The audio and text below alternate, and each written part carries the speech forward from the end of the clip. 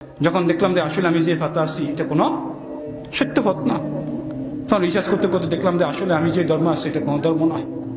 ইসলাম কবুল করলাম।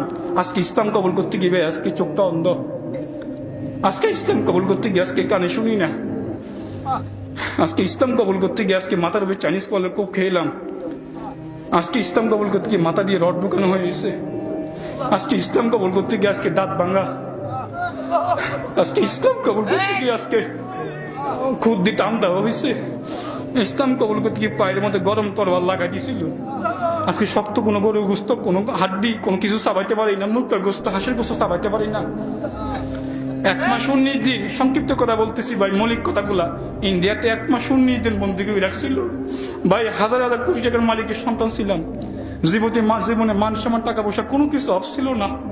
এখনো যদি দুনিয়ায় আইনে টাকা পয়সা নিতে যাই 1000 কোটি টাকার মালিক আছে, কিন্তু চিন্তা করলাম এই টুপিটা 50 টাকা দাম হতে পারে, পুরো বিশ্ব বেসলের টুপির দাম কেউ দিতে পারবে?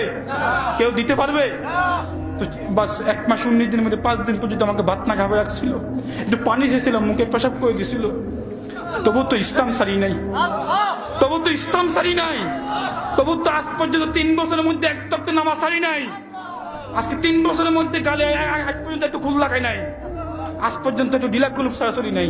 তুমি মুসলমানের করে জন্ম হয়, তুমি মুসলমান হয়, তুমি কেন নামাজ পড়ো না? তুই মুসলমানের করে জন্ম হয়, তুই মুসলমান হয়, কেন তুমি গাল খুলি লাগাও?